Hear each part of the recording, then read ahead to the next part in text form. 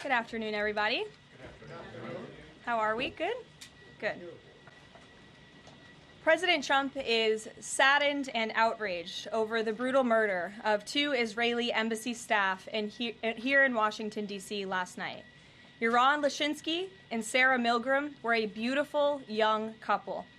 In fact, we learned that Yaron was planning to propose to Sarah next week in Jerusalem. Yaron's father, Daniel, spoke about the young couple's devotion for one another this morning. He said, "They were in love, one for the other. The embassy told us they were like a star couple at the embassy. I never expected something like this. He had his whole life before him." These words, especially every parent knows, are heart-wrenching. The evil of anti-Semitism must be eradicated from our society. I spoke to the Attorney General this morning. The Department of Justice will be prosecuting the perpetrator responsible for this to the fullest extent of the law. Hatred has no place in the United States of America under President Donald Trump. Everyone here at the White House is praying for the victims' friends and families during this unimaginable time. Now for some scheduling announcements. On Saturday morning, President Trump will deliver the commencement address at the United States Military Academy at West Point.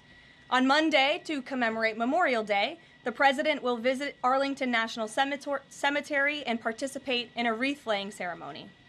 The President will further honor our military next month on June 14th when he hosts the 250th anniversary of the United States Army with a grand military parade celebration right here in our nation's capital.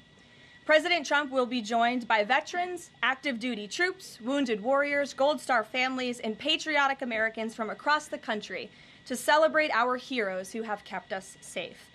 Tickets for the parade and the celebration are available through the America 250 Commission's event registration portal. It will be a truly historic and special day for our country. After the parade, President Trump will travel to the G7 Leaders Summit in Canada from June 15th through the 17th. We will be sending an additional logistics information out after the briefing. Last night, Republicans in the House passed the One Big Beautiful Bill Act, the most significant piece of legislation in years. There were a lot of good faith negotiations in the Republican conference leading up to the final passage, but as always, President Trump came in at the end to bring all sides together and get this deal done. This One Big Beautiful Bill will implement President Trump's Make America Great Again agenda by delivering the largest tax cut in American history for middle-class families, the working class, and small businesses. The One Big Beautiful Bill fulfills President Trump's promises of no tax on tips, which was applauded today by the CEO of Uber, no tax on overtime, a Made in America auto tax break, Trump savings accounts for newborn babies, and substantial tax cuts for our amazing seniors' Social Security benefits. The One Big Beautiful Bill will permanently secure the border by delivering the largest border security investment in history, funding at least 1 million annual removals of illegal aliens to carry out the largest deportation campaign ever, finishing the Trump border wall, and giving pay raises and bonuses for our incredible ICE and Border Patrol agents. The One Big Beautiful Bill protects the Medicaid program and its benefits for the most vulnerable Americans that the program was designed for, by kicking off 1.4 million illegal aliens from receiving benefits and implementing common-sense work requirements for able-bodied Americans. The One Big Beautiful Bill also helps get our fiscal house in order by carrying out the largest deficit reduction in nearly 30 years with $1.6 trillion in mandatory savings. Every single Democrat in the House of Representatives who voted against all of these common-sense and massively popular policies. The Democrat Party has never been more radical and out of touch with the needs of the American people. The One Big Beautiful Bill is the final missing piece toward ushering the golden age of America. The Senate should pass this as quickly as possible and send it to President Trump's desk for a final signature. After today's briefing, President Trump will hold a Make America Healthy Again event alongside Secretary Kennedy and several other cabinet secretaries to unveil the Maha Commission report. President Trump wants every child in America to grow up and to live a long and healthy life. That's why he's working alongside Secretary Kennedy to end the chronic disease epidemic to keep our children healthy, safe, and disease-free. The Maha Commission report is a historic assessment the first of its kind by any presidential administration, of current evidence and research about the health crisis affecting America's children.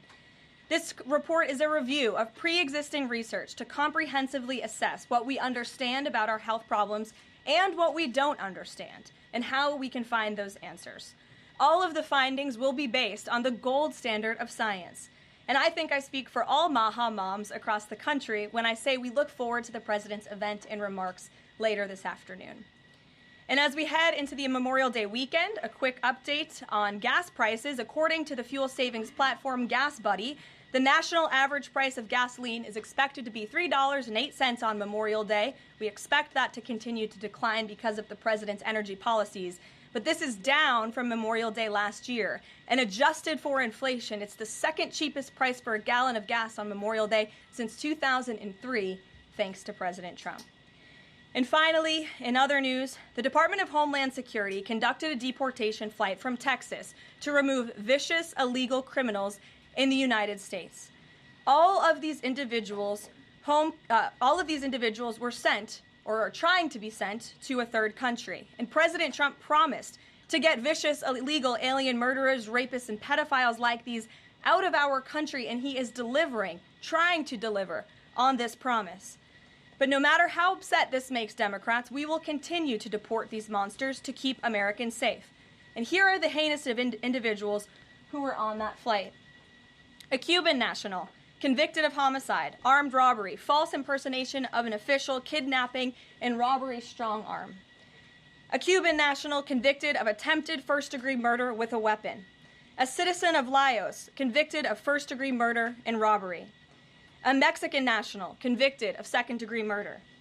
A citizen of South Sudan convicted of robbery and the possession of a firearm. A citizen of Burma convicted of lascivious acts with a child less than 12 years old.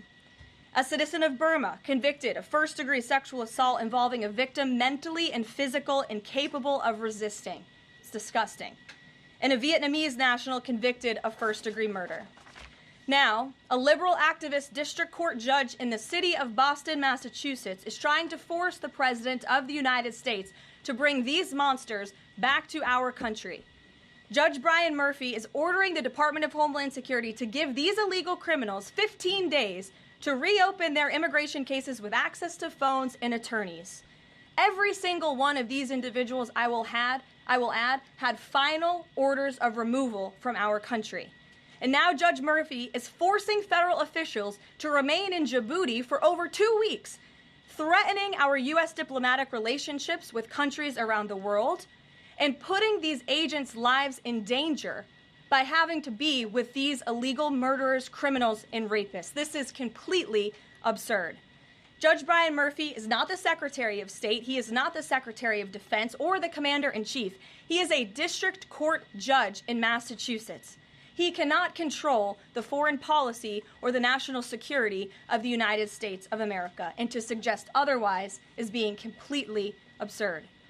According to new reporting about this judge, he's a registered Democrat in Massachusetts who during his Senate confirmation hearings failed to disclose his ties to a radical left-wing organization that claimed the word illegal to describe illegal aliens was inherently prejudicial. This massive judicial overreach by Judge Murphy is part of the same opposition our administration has faced since day one. Radical left-wing judges are egregiously trying to stop President Trump from using his core constitutional powers as head of the executive branch and commander-in-chief. These judicial activists want to unilaterally stop President Trump from deporting foreign terrorists and keeping the American people safe. Nearly 80 million Americans re-elected this president to deport illegal criminals from our homeland, and polling consistently shows that 90% of Americans want illegal alien criminals, especially those with final orders of removal from our country, who have chosen to continue to stay here illegally. Americans want these people sent home. We hope the Supreme Court will continue to rein this in as soon as possible to restore proper constitutional order in our country. We'll take some questions. And here in our new media seat today, we have Jillian Michaels. She's a renowned personal health expert. I know all of you know her. I certainly do, watching fitness videos growing up. And a media powerhouse who continues to expand her reach with her podcast, Keeping It Real.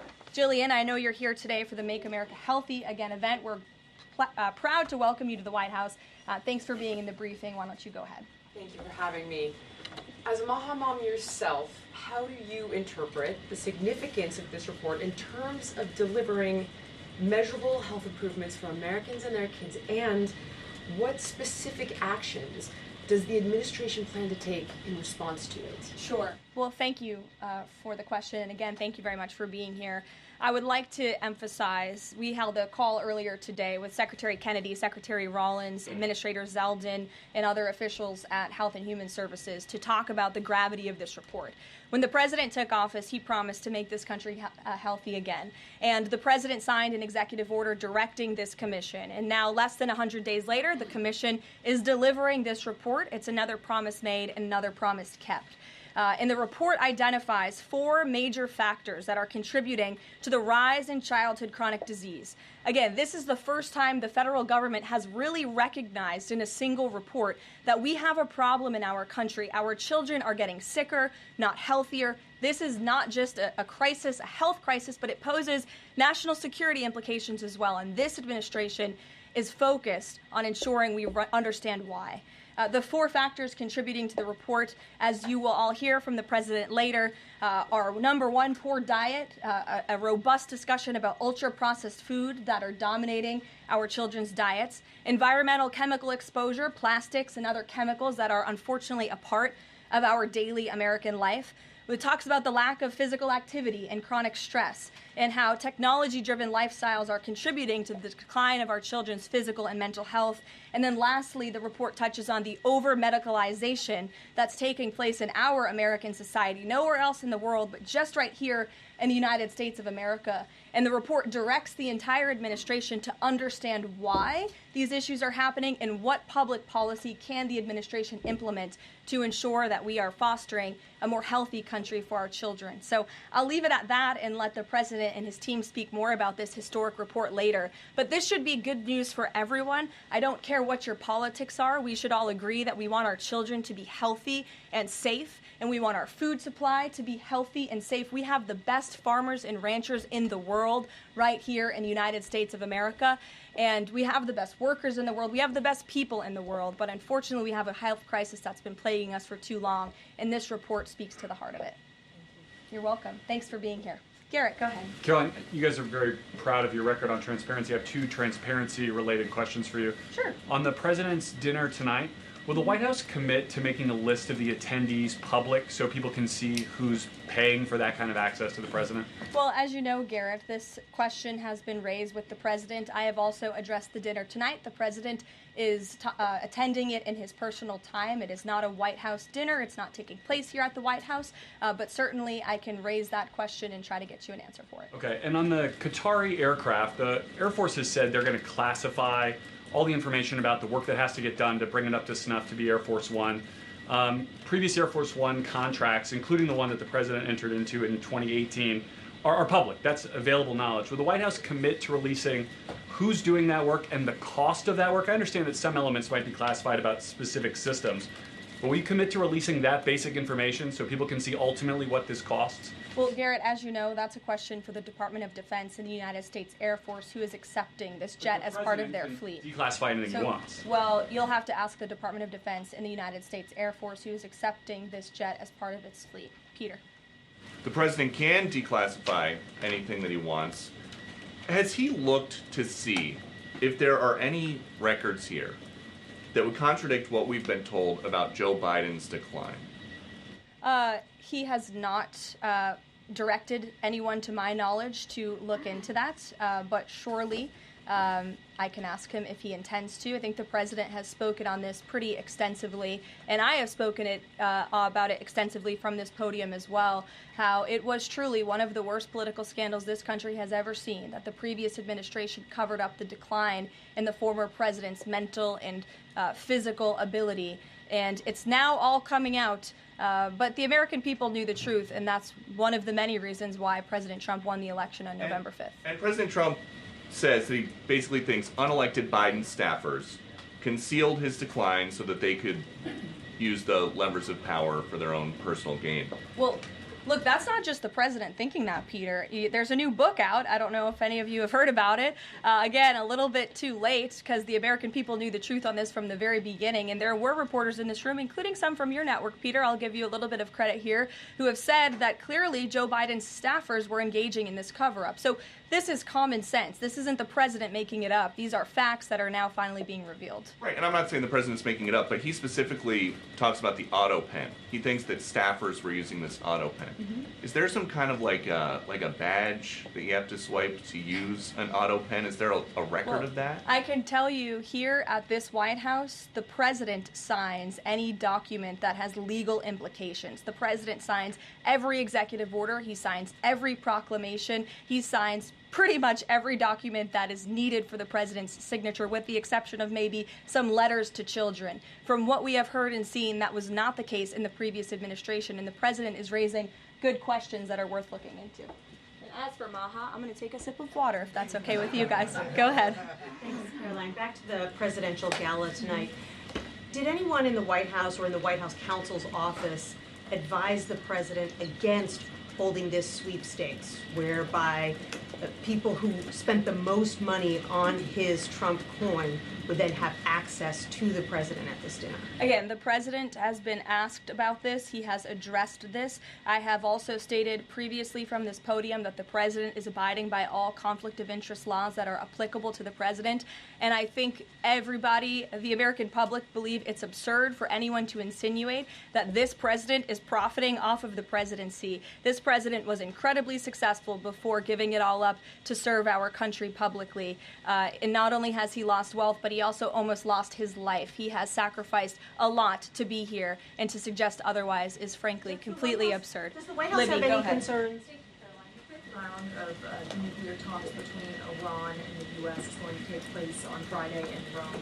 What is the president anticipating ahead of that? And if a deal doesn't come from that meeting, is he going to walk away?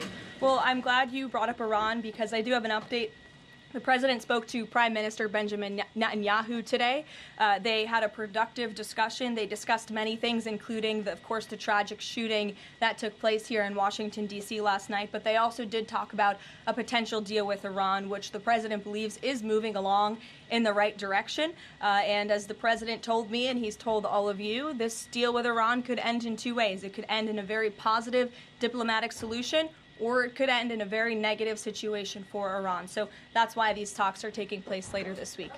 Yamish, good to see you. Hi, good. Thanks for taking the question. Sure. The president showed a video that he said showed more than 1,000 burial sites of white South Africans that he said were murdered. We know that that was not true and that the video wasn't showing that. So I wonder, why did the president choose to show that? What's not true, Yamish? It's not true. The video was showing a burial site. It is unsubstantiated that that's the case. No, it is true that that video showed the crosses that represent. Which is what the president claimed.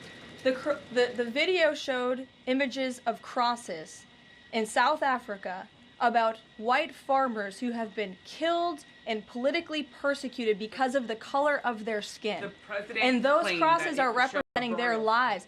Those crosses are representing their lives in the fact that they are now dead, and their government did nothing about it. Are you disputing that there's no... I'm disputing the fact that the video showed what the president claimed it showed, because it did not show that. But even more, what I'm asking you is who at the White House... No, it did show that. It showed white crosses representing people who have perished because of racial persecution. Verifies the videos that the president shows, and what protocols are in place when there's unsubstantiated information being put out for the world and world leaders to Yamish, show? what's unsubstantiated about the video? The video shows crosses that represent the dead bodies of people who were racially persecuted by their government. In fact, the Associated Press, of all places, has a picture of that very monument, and the caption from the Associated Press is, "Each cross marks a white farmer who has been killed in a farm murder." So it is substantiated, not just by that video and the physical evidence that everybody saw on display in the Oval Office, but also by another outlet in this room, the Associated Press. So you should take it up with them if you believe the claim is unsubstantiated, and that's a ridiculous line of questioning. John, go ahead. Go ahead, John. Thank you, Karoline. The big, beautiful bill now goes to the Senate. Does, yes. A lot of the Republican senators have promised amendments that will water this thing down dramatically. What is the president's level of tolerance for their amendments to water it down, and what will be the action taken for some of the amendments that the president does not want? Sure. Well, the One Big Beautiful Bill is named the One Big Beautiful Bill for a reason, because it is a one big beautiful bill that encompasses just about everything this president could want for the American public. It delivers on so many of his core campaign promises. So surely we want to see those campaign promises signed into law. And as the president put in his Truth Social post this morning, and as he said to me, we can celebrate this past the House for a couple of hours, but now it's time for the Senate to get to work. The president has a great relationship with Senate Majority Leader Thune, and of course so many friends on the Senate side of the Hill, and he's expecting them to get busy on this bill and send it to his desk as soon as possible. Phil. Thank you. Given that the president said the other day the SALT cap, we don't want to benefit Democratic governors. If the Senate was to reduce that SALT cap or make any type of changes, would he support that, or is this a situation where done is beautiful and he just wants to pass it? Well, look, it's a hypothetical question, obviously. Negotiations. Well, correct, and the bill passed, didn't it? So now it's off to the Senate where additional negotiations will take place, and we'll see how it goes. Michael. Karoline, two questions on the beautiful bill. One of the campaign promises from President Trump was no tax on Social Security. Now, due to congressional rules, that wasn't able to be included in this bill. How does the president plan to follow through on that campaign promise? Well, this bill did address taxes for our seniors. It actually allows them to take off significant money from their Social Security payments, get more money back, I should say, put more money in their pockets for various reasons. So this bill delivers on that promise. That's the view of the White House. Secondly, you had two Republicans last night that voted against this bill, Congressman Massey and Davidson. Does the president think that they should be primaried? I believe he does, and I don't think he likes to see grandstanders in Congress. What's the alternative? I would ask those members of Congress. Did they want to see a tax hike? Did they want to see our country go bankrupt? That's the alternative by them trying to vote no. And the president believes the Republican Party needs to be unified, and the vast majority of Republicans clearly are and are listening to the president. They are trusting in President Trump, as they should, because there's a reason he's sitting in this Oval Office. It's because he's the unequivocal leader of the Republican Party. Not just a president for Republicans, but all Americans. The president's approval rating is at an all-time high right now, and it's because he knows how to deliver. And Republicans like Thomas Massey and others should take note. Stephen. Thank you, Caroline. Building on the question about Social Security, the bill includes the president's promises to address taxes on tips and overtime. Could you say his feelings about the income cap? Is he satisfied where that landed? And also on a different matter, could you comment on the investigation that the Justice Department has into Andrew Cuomo? As for the first question, the president is clearly satisfied where the bill landed because it passed. Again, now it has to go to the Senate, so changes could certainly be made. As for your second question, I would defer you to the Department of Justice. Christian. Yeah, thanks, Caroline. Can you explain the decision to totally shake up FEMA leadership just a week before hurricane season? You'd have to ask the Department of Homeland Security in terms of leadership, but certainly the administration, and I know the National Security Council here at the White House is monitoring storms and natural disasters that are happening across the country at all times. We're briefed on those. The administration is briefed on those, and Secretary Noem is leading that effort for sure. Switching gears, Caroline. Yeah, just following up on Warren Davidson, I wanted to read you his quote that he posted online. While I love many things in the bill, promising someone else will cut spending in the future does not cut spending. Deficits do matter, and this bill grows them. Why should that get a Republican primary? This bill saves $1.6 trillion for the American taxpayer. It saves more than any bill that has ever passed Capitol Hill has. In fact, by double. The next bill saved $800 billion. This bill saves $1.6 trillion. So this is a very good bill for the American people, the American taxpayer. And I believe, as an outlet put it with a headline this morning, it might have been Politico actually, they wrote that the American people are going to be flush with cash when this thing is signed into law. And that's a good thing for American taxpayers. Sure, go ahead.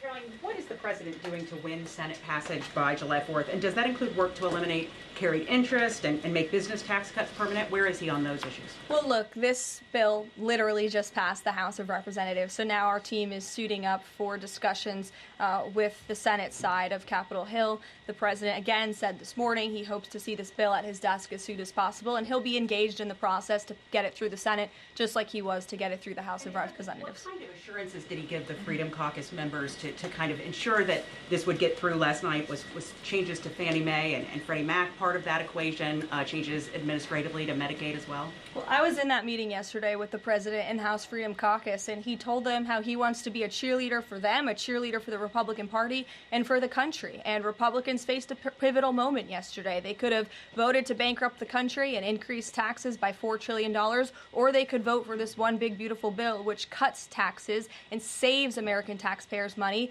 And he put that proposition before them, and clearly they heeded the call because the bill passed last night. Sure. Caroline, so on the or this morning, rather. Every day is going into the next. Go ahead. The Netanyahu call. Just curious, did the president raise the flow of aid into Gaza? Is he happy with where that situation is right now? Not to my knowledge, but I can certainly go back and check. And did you have any reaction to the Supreme Court's ruling about the religious charter school today, as well as Justice Coney Barrett's decision to recuse herself? We'll get you an answer on that case specifically. Sure. You mentioned the president has a good relationship with Leader Thune. Has he talked to him specifically about the plan to get this through the Senate? Does he plan, or is he going to reach out to Republicans who have voiced concerns? Not to my knowledge. Has he spoken to Leader Thune this morning? He very well could have. I just wasn't briefed on that call. We can go back and check for you. The president did speak to Prime Minister Netanyahu this morning. He also had a call with President Sheinbaum this morning. He was receiving his intelligence briefing. He's been very busy all morning. But again, he certainly intends to remain active and engaged in these negotiations with the United States Senate to get this bill done. And just following up on the dinner tonight, you mentioned this is not a White House dinner, but the president is always the president, and the Trump family is making money off of this. So can you just explain, how is this not the president using the office to enrich himself? All of the president's assets are in a blind trust, which is managed by his children, and I would argue one of the many reasons that the American people reelected this president back to this office is because he was a very successful businessman before giving it up to publicly serve our country. Reagan. Thanks, Caroline. Last week, the president told Brett Baer that he trusts his people, but thinks that the official narrative on his assassination attempts are, quote, a little bit odd. FBI Deputy Director Dan Bongino said days later that there's no conspiracy to find, and as he put it, quote, the there that you're looking for is not there. My question is the president personally satisfied with the investigations into the attempts on his life? And does he agree with Deputy FBI Director, or does he think there's more to it? Well, in the lead up to your question, you answered your own question with the president's own words, and I'll leave it at that. Caroline? Sure, go ahead, Haley. Thank you, Caroline. Haley, go ahead. Oh, thanks. I wanted to follow up on his call with Prime Minister Netanyahu in his effort to reach a deal with Iran. Does he feel like he has the Prime Minister's support in this effort at this point, or did the Prime Minister raise concerns to him in this conversation? I will get further into the private discussion between the president and the prime minister, but surely they have a good relationship, one that's built on transparency and trust. And the president has made it very clear to not just Prime Minister Netanyahu, but also the world, that he wants to see a deal with Iran struck, if one can be struck. He does not want to have to take the latter option, the more severe and negative option. He wants to see a deal. The president is a deal maker, and he believes strongly in diplomacy, and he's made that clear to the prime minister, but also to all of you and, frankly, the rest of the world. Mary. Thank you, Caroline. Two questions, one on the terror attack last night and then another on the big, beautiful bill. Do you or President Trump have a message to politicians like Ilhan Omar, who only this morning explicitly avoided condemning this act of terror? It's despicable. And frankly, we have seen a rise in anti-Semitic protests, of pro-Hamas protests, of terrorist sympathizers. We saw them on our college campuses, and we've seen the Democrat Party turn a blind eye and in some cases actually embrace such anti-Semitic illegal behavior. And that's why this administration has done more than any administration in history to crack down on anti-Semitism. As you know, in January, when the president took office, he signed a new executive order to combat anti-Semitism. He created a commission focused on doing just that. The Justice Department announced their task force as well. The Secretary of State, Marco Rubio, has revoked thousands of student visas from campuses where these pro-Hamas terrorist campus agitators and violent protests took place. And we've also withheld funding from those very campuses as well in an effort to combat anti-Semitism. So the president's made it very clear that such hatred will have no place in our country. Thank you. And then on the big, beautiful bill, I know there's a provision that the House included that defunds Planned Parenthood, not only because of the fact that it's the nation's largest abortion provider, but also because it's, I think, the biggest distributor of transgender hormones right now, even to minors, according to Live Action. So is the president committed to making sure that provision stays in the Senate? The president has maintained a very clear commitment to ensuring that this administration and the American people's tax dollars are not funding any institution. That includes hospital systems that are funding the chemical castration and mutilation of children. We're not going to tolerate taxpayer dollars going to such efforts. Sure. Thanks, Caroline. You mentioned at the top of the briefing that the migrants were to be sent to a third country. I was just wondering, could you share any more on, which countries the administration has struck these agreements with, and what that agreement with South Sudan specifically looks like? Well, first of all, I won't litigate foreign policy from the podium, but what I will reiterate is the absurdity of this ruling from a district court judge in Boston who is just creating new immigration laws out of thin air. This administration, let me be very clear, because there have been a lot of fake headlines about this deportation flight over the last 2 days. This administration has complied with all court orders. And the individuals whose names I just revealed and whose criminal histories I just spoke of that are on this flight, every single one of them had a final order of removal from our country. In fact, one of these violent illegal criminals had a final order of removal given to him in 1999. It's 2 years after I was born. This individual, this criminal, has been living in our country for an entire generation. And now we have a district court judge who is trying to tell the president and the Secretary of State and the Secretary of Homeland Security that an illegal criminal murderer who's been hiding in the shadows in our country for nearly 30 years cannot be deported from United States soil. That not only is undermining our entire immigration system, but it is also undermining our diplomatic negotiations with countries around the world. How are countries on this earth supposed to trust the United States government and these good faith diplomatic negotiations when these countries accept these repatriation flights? How are they supposed to trust us if we have radical district court judges who are going to say, no, you can't do that? And now these illegal criminal murderers and rapists have to sit in Djibouti with our ICE agents who now have to sit there for more than 2 weeks without the proper resources. This judge is not only undermining our immigration system, undermining our foreign policy and our national security, but this judge is undermining the safety of the ICE agents who are putting their lives on the line to remove this list of illegal criminal terrorists. It's truly despicable what's happening in our court system, and the president and this administration hope that the Supreme Court will do what it needs to do to rein in these liberal activist judges. And the Supreme Court has already said it is well within the president's purview to dictate foreign policy, and a radical district court judge should not be getting in the way of that. We'll see you all later at the Maha event. Thank you. Thanks, Caroline.